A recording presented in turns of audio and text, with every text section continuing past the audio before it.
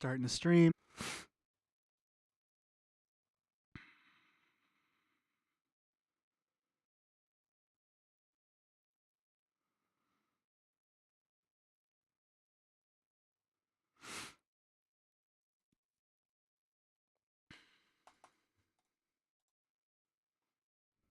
Oof. Privacy. Private. No, I want to make this public. Public. Done. Save. All right.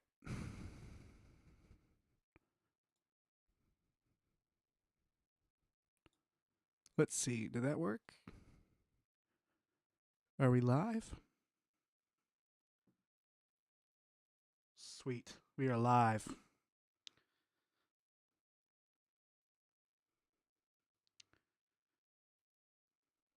Awesome.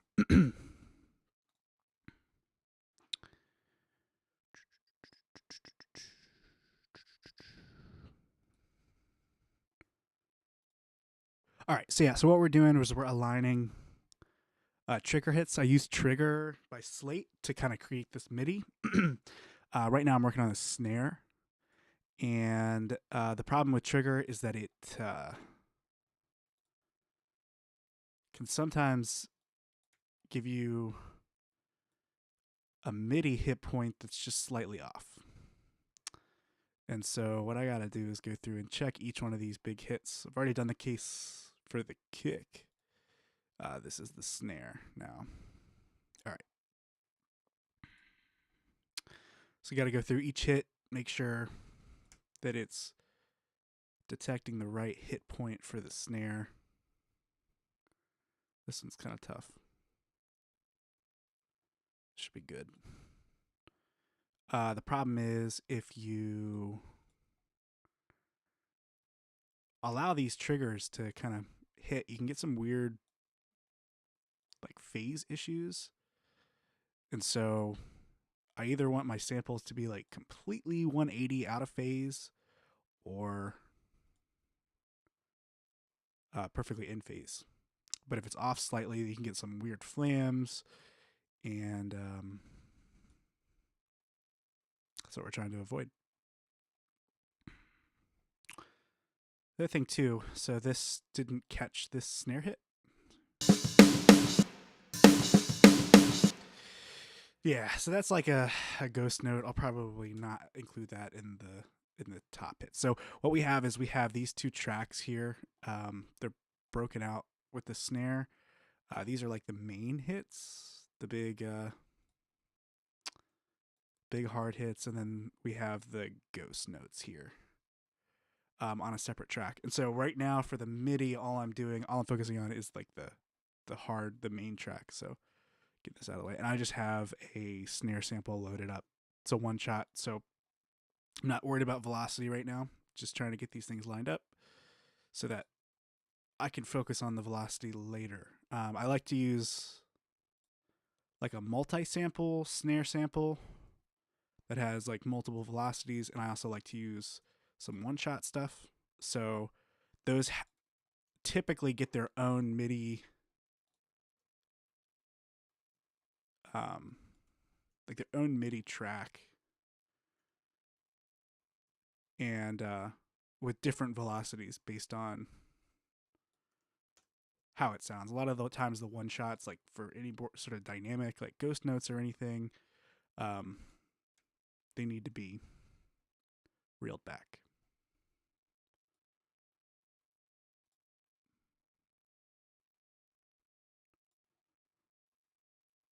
So we're just trying to get these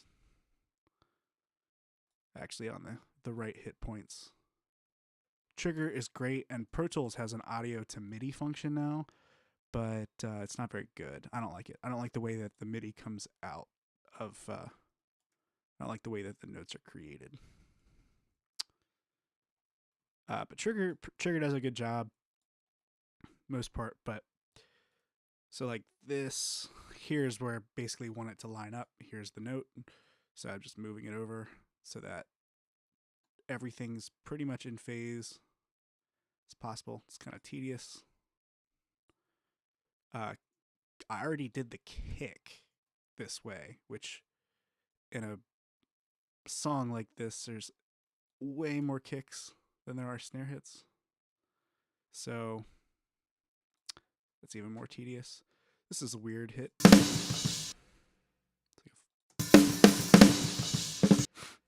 So looks like it comes over here. Yes, this one was way off.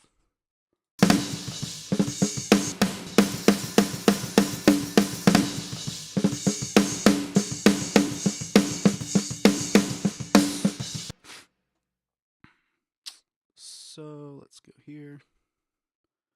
Needs to be moved over. And I wish it was the case where everything was equally off. Like Slate was consistently behind or ahead. But that's not the case. Yeah, this is a hard decision because there's some of these notes that Pat hit that just they're like in between ghost notes, like they're softer hits, and I typically like to treat those differently. But if you listen to it without the sample, it sounds like a hard hit and kind of vibes like a hard hit.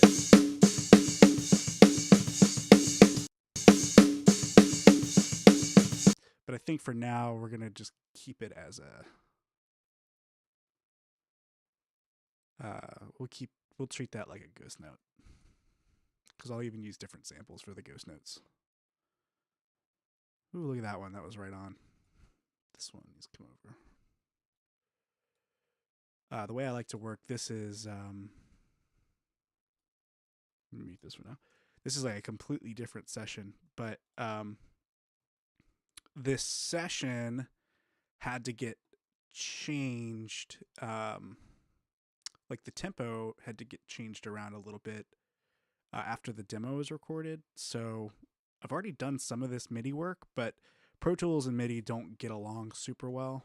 So instead of trying to fight the MIDI, because I want a seamless import, I'm pretty much doing it again, which kind of sucks, but yeah, let's treat those as like ghost notes. That's pretty good. Pretty good. Just move it over a little bit. These are not big differences, but there are some that get completely out of whack. And I find that I've really burned myself previously by just not taking this time and doing it in the front end. Especially when you want to try different samples and stuff. It's just nice to have everything already spaced out, and then you don't have to rely on Trigger to do it every single time. You're not relying on a software program to basically make the decision for you. You're relying on the time you spent making this MIDI map. So it works better for me. Less accidentals, but not the most exciting. But if you want tight results, this is kind of what you have to do. There's other programs, drum replacement programs. That stuff costs money too. I have Trigger, so I'm trying to use the tools that I have. I think that's the way to go. Again, Pro Tools does have like a audio to MIDI function. I don't really like the way that it prints out the MIDI notes. I don't know if they've changed anything. That one was off quite a bit. But yeah, we'll have to go in and fix some of those ghost notes too.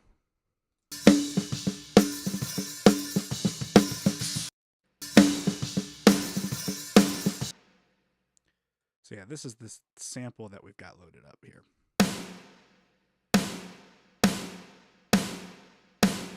And this is not the album.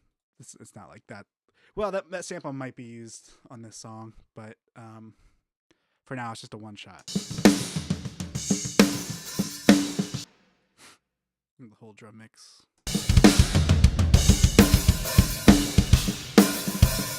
But we're just trying to get everything lined up so that we can rely on our MIDI to handle the placement of all of these samples.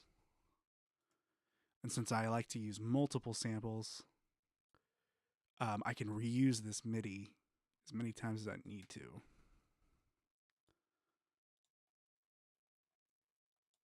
Typically I have like 2 drum samples. But if I didn't do this method, if I just laid the samples like by hand, I technically have to do this as many times as however many samples I had, which would suck. So basically, if I was only going to use 1 drum sample, then I'd probably just do this with the actual sample that I was using. But since I plan on using multiple, plan on using at least one that's like a single, like a one shot, and then one that has multiple velocities.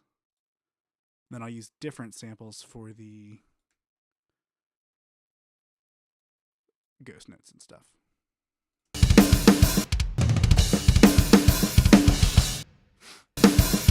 These are only the hard hits, the hardest hits for the snare. Woof. These are made by Trigger, so I'm just kind of fixing what Trigger does. Sometimes it's on like that. That's good. Sometimes it's a little off. Move that guy over. That's good. This is a little off. A little off. Yeah.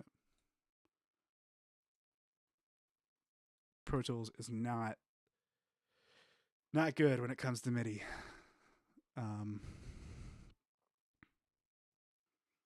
So this is kind of how I have to do it. Oh, a little flamey. This should be good.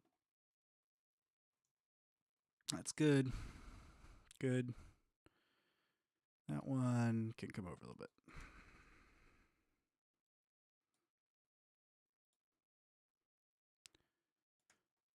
Move it to the left a little bit. Yeah. There we go. Same thing here. It's good. A little bit fast.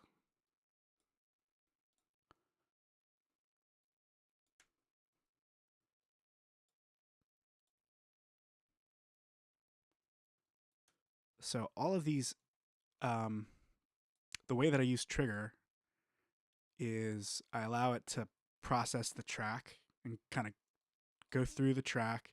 I have to set the input levels like I would if I was using it live. But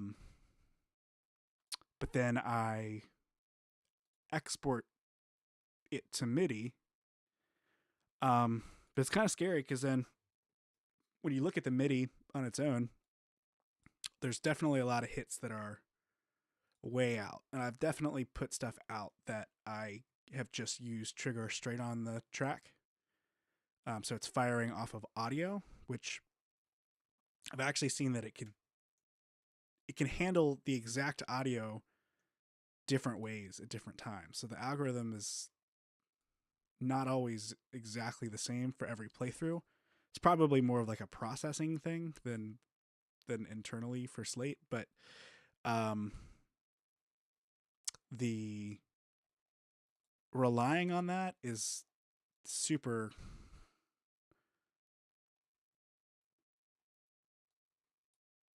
not a good idea in my opinion. So instead of triggering off of audio, I trigger off MIDI, which I can control the velocity, I can control how hard I want to hit it, and it'll fire exactly the same way every single time, which is nice.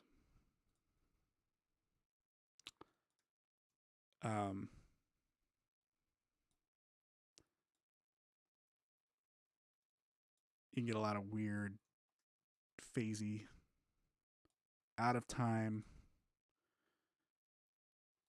drum hits if you don't take this carefully. There's probably things that are better than Slate, but that's what I use. That's pretty good. This one's a little late. Let's see where we're at here.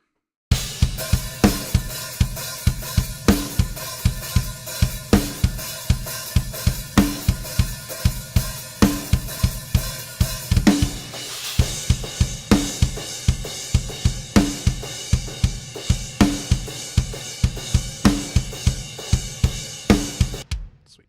Sounds pretty good. That one's on. Good. Good. Good. Good. Good. Good. Good. Well, these are nice. These are played pretty spot on. That was pretty good. Good. Good. Good. Good. Good. Good. That was pretty good. Awesome. That one's a little early. Boom. Move it over. A little early again. Move it over. A little late. Bring it back. Just like a slight late. Pull it back. All right. Let's see here. This is probably, I don't know, we're in the chorus. A little early.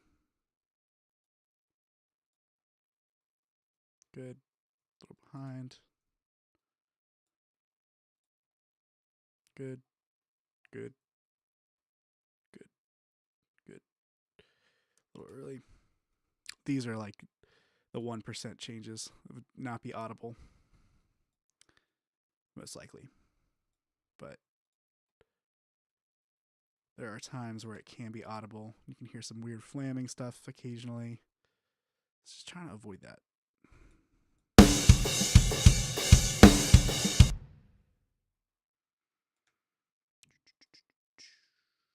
Get on time.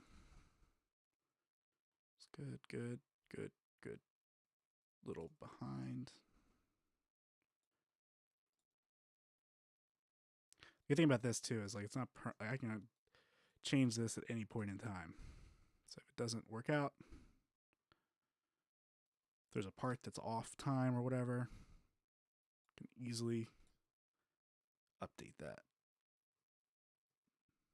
These are good. It's early.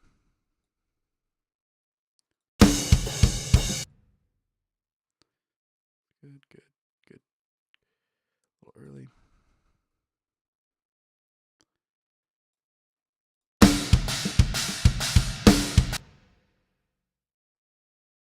Good.